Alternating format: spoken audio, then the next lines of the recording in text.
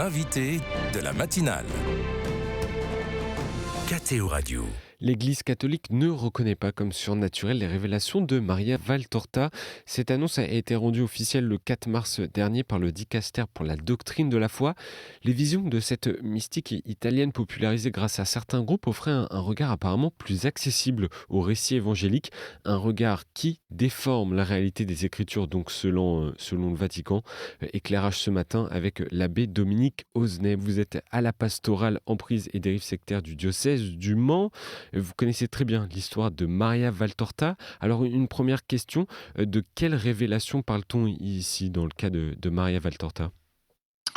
Alors, on parle d'un ensemble de 10 volumes, ce qui fait de 10 livres successifs, ce qui fait un volume de 7 000 à 10 000 pages avec tous les à côté, qui ont été publiés à partir des années 1900, mis par écrit et publiés ensuite à partir des années 1943, et qui retrace des scènes de la vie de Jésus, qui balayent l'ensemble de l'Évangile, mais avec une foultitude de détails tels que ça en devient extrêmement volumineux.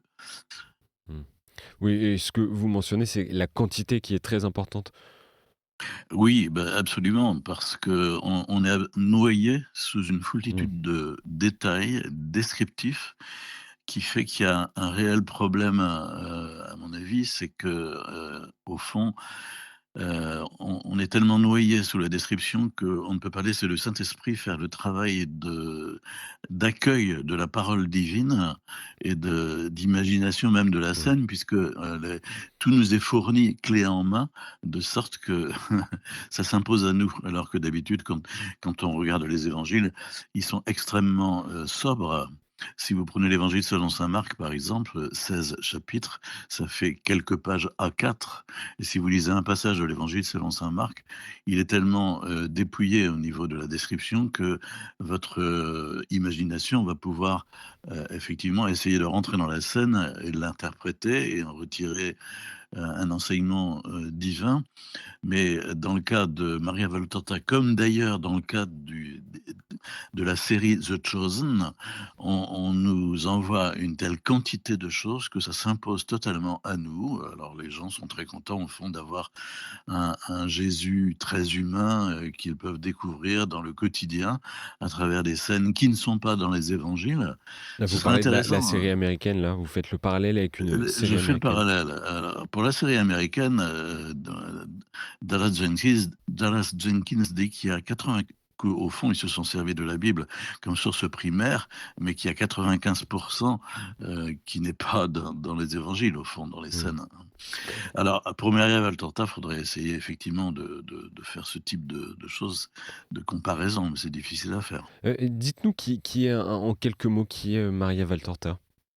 Oh, c'est une Italienne qui est née en 1897, qui est morte en 1961, je crois, qui avait une petite santé, mais qui, était infirmière et qui a donc mis par écrit longuement ses visions, ses révélations, ses messages. Ce sont les 3 mots qui sont employés dans le communiqué de presse de la Congrégation pour la doctrine de la foi, qui dit que les prétendues visions, les révélations et les messages contenus dans les écrits de Maria Valtorta ne peuvent être considérés comme ayant une origine surnaturelle. Mmh.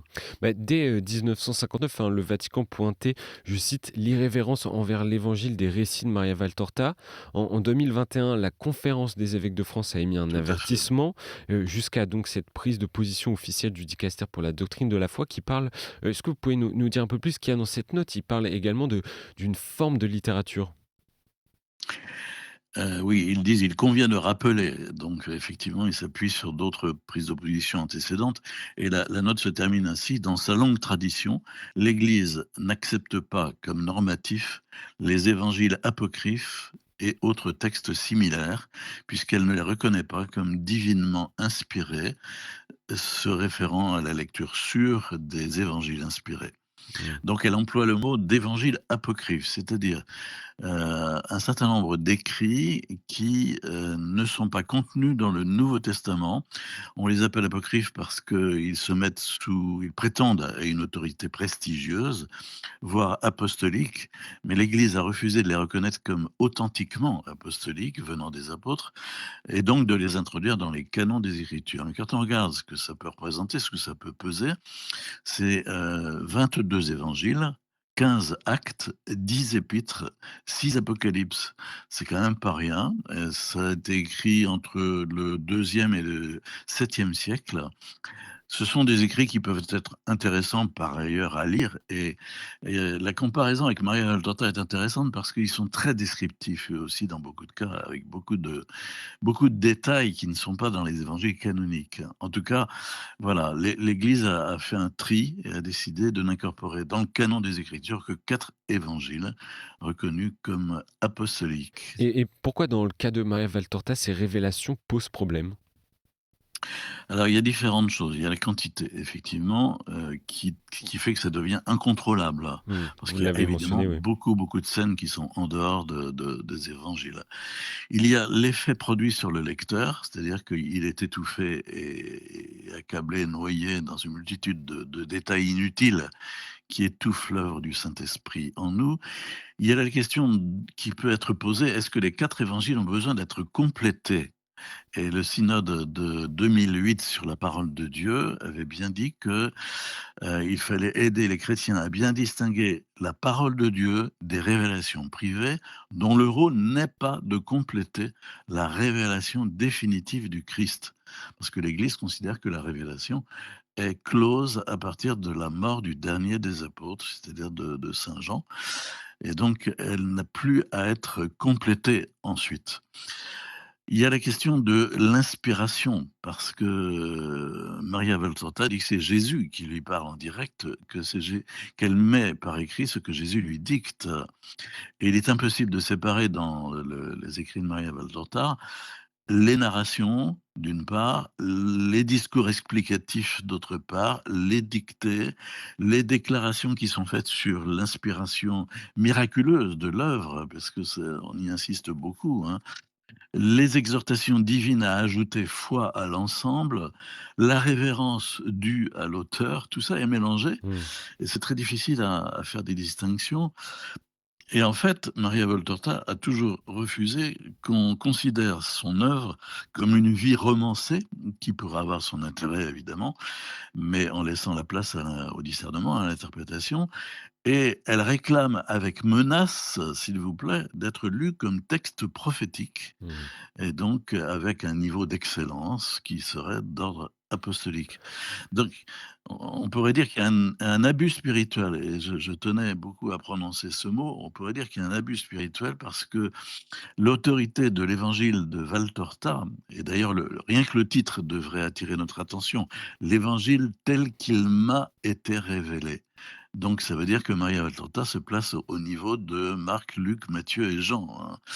Donc l'autorité de l'évangile de Valtorta, malgré quelques précautions rhétoriques, minimise celle des apôtres et celle de l'Église. Donc, il y a un réel problème à ce niveau-là. Vous avez, pas mal étudié, en tout cas vous êtes intéressé à l'engouement également autour des mouvements et des fondations qu'on appelle valtoriennes.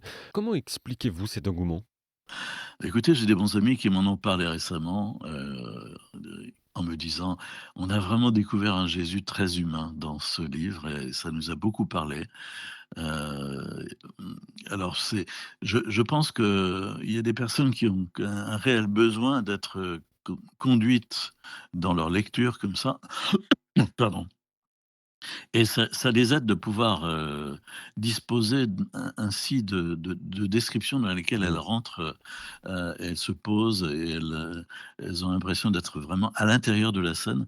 Alors que quand on lit l'Évangile, c'est effectivement assez sec d'une certaine façon, et ça suppose de mettre en œuvre notre propre rationalité, discernement écoute intérieure et de laisser surtout le travail de l'Esprit Saint s'accomplir pour nous donner une parole qui puisse nous nourrir, quoi, hein. Mmh. Alors après, dans l'œuvre de Valtorta, il y a des choses qui sont problématiques au niveau doctrinal. Par exemple, la préexistence de Marie. Il y est affirmé que l'âme de Marie a été créée avant son corps et préexiste depuis toujours.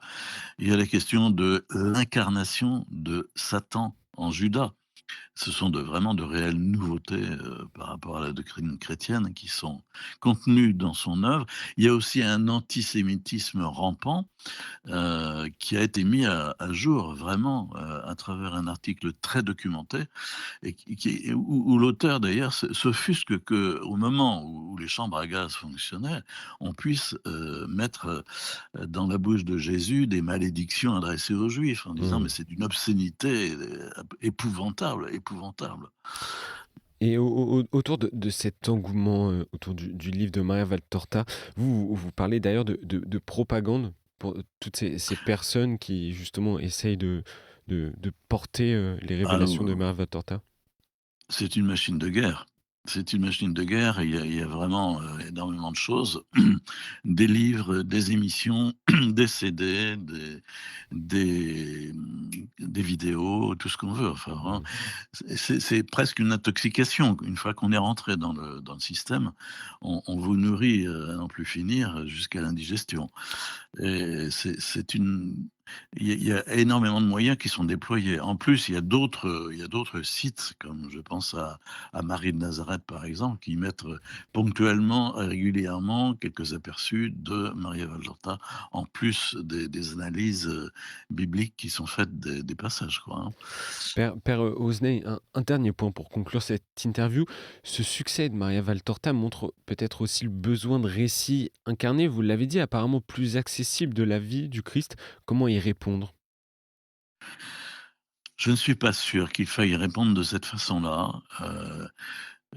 Sur mon site sosdiscernement.org, j'ai mis en ligne des analyses de Maria Valtorta, où je suis pas le seul d'ailleurs, j'ai plusieurs livrets, mais aussi des analyses de The Chosen, qu'on est en train de mettre en ligne en ce moment, parce que les 2 phénomènes me semblent très intéressants à comparer, où, au fond, on fournit clé en main à la personne, son imaginaire.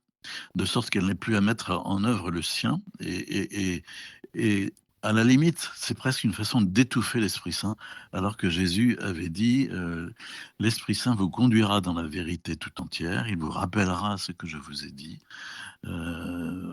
Et c'est ce qu'on a à fournir aux personnes, c'est les aider à s'ouvrir au travail de l'Esprit Saint quand ils lisent la Bible, quand ils lisent l'Évangile, quand ils accueillent les paroles de Jésus, pour en faire leur propre miel, mais sous l'inspiration de l'Esprit, pour qu'elles deviennent paroles actuelles dans leur vie, et non pas leur fournir un imaginaire clé en main qui les étouffe complètement. Merci, abbé, Dominique Osnet pour ces éclairages autour de Maria Valtorta et des révélations, hein, qui sont parues notamment, vous l'avez dit, dès, 1943 dans son livre «L'Évangile tel qu'il m'a été révélé» et donc que le Vatican a jugé non surnaturel.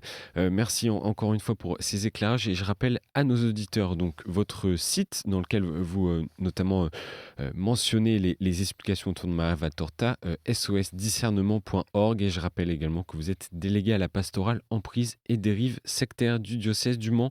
Encore merci à vous et bonne journée. Merci, au revoir.